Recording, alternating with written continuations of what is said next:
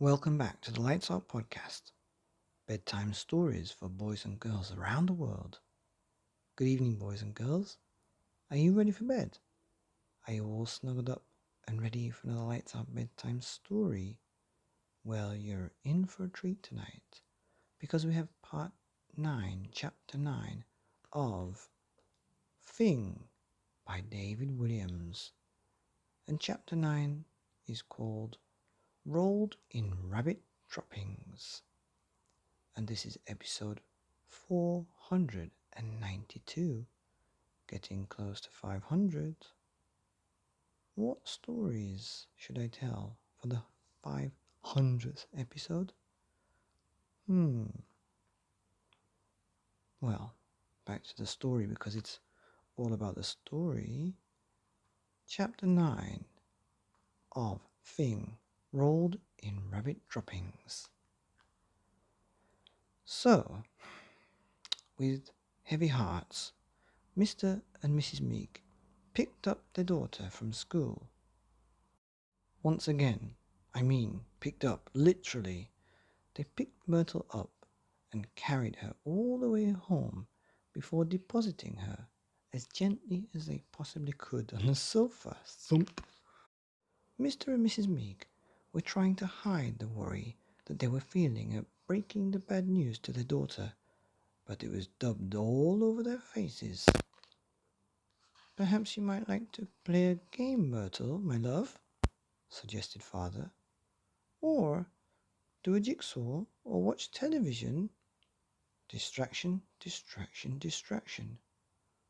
"Cartoons?" demanded Myrtle. "Here's the remote," said Mother, handing her daughter the chocolate-stained black gadget. Myrtle scolded back at her. "You press the button for me, you lazy old moo."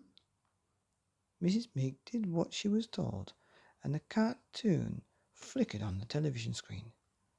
Myrtle liked the violent ones the best, where the animals ran into walls, fell off cliffs, or simply exploded.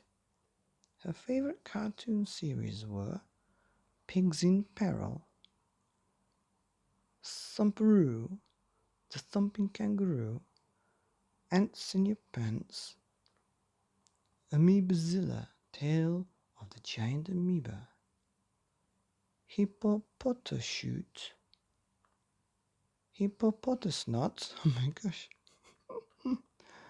Grunter the Gorilla, Monkey Wee, Monkey Do, Crush the Cockroach. Ew. With their daughter momentarily distracted by the sight of a cartoon rabbit being flattened by a steamroller, Mr. Meek nodded to his wife. This was her cue. She scurried off to the kitchen. They had a secret plan. The pair hoped that if they gave their daughter the biggest slab of chocolate cake in history, this would soften the blow of her not getting a Fing. The cartoon finished, and as the theme music played, Myrtle remembered what she had forgotten. "Where's my Fing?" she shouted. "Cake, cake, cake," yelped Father. "Coming right up, Father," replied Mrs. Meek, staggering into the living room, carrying a stupendous slab of cake. It was the size of a small garden shed. "There you go, Myrtle, my angel," she said, as she set it down on the coffee table. Thud. "Haven't you got a bigger slice?" demanded the girl. "Oh, sadly not," replied Mother.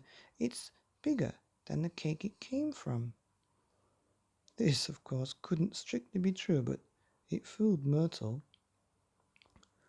"It looks like delicious cake, my beautiful bunnykins. Do tuck in," prompted Father.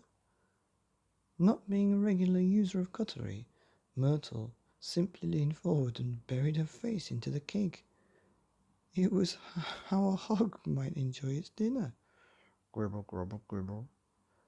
Mother and Father sighed with relief. That feeling was sadly not to last. In no time at all, the girl had polished off the giant slab of cake. She lifted her head. her face now covered in chocolate icing. "I want my Fing," she repeated, spraying her parents with chocolate cake crumbs as she spoke. Mr. and Mrs. Meek were covered from head to toe. It looked as if they had been rolled in rabbit droppings. Oh, yes, of course. The famous Fing," began father, before losing his nerve. "I will let your mother take over from here." Mrs. Meek shot a look at Mr. Meek, most displeased. He was even meeker than she was. "Well, my sweet princess," she began, "your father and I found this book deep in the vaults of the library." "Listen," growled the girl. "I want my Fing, and I want it now." Things were going from bad to worse. The cake hadn't helped at all. If anything, it had given Myrtle a sugar rush that made her even more foul-tempered than usual. "Well, you see, the lady spluttered, "Father, you can take over from here." Well,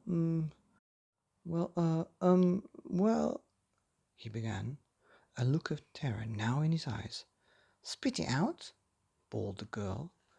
"My cherub, we searched and searched every book in the library to find out what a Fing is." "A Fing is a Fing, duh," mocked Myrtle. Quite. We found only one reference to it in the whole of the library. In this dusty old book that we discovered down in the secret underground vaults here." Father nodded to Mother, who lumbered over with an ancient tome. "It's called the Monsterpedia," said Mrs. Meek. "Have a look. It's fascinating reading." Mother went to pass the book to her daughter, but the book actually pushed back. "I hate books. They make my brain hurt," Myrtle explained, batting the Monsterpedia away with her hand. Thump! The book slapped her back. Whack! "Ouch!" screamed the girl. "Get that thing away from me." Mother took hold of the book. "Oh, let me help you, Sugar Plum Fairy." Mother flicked through the dusty old book and opened it right at the page. "This, my rainbow child, is a Fing. Have a read." "You read it," ordered Myrtle.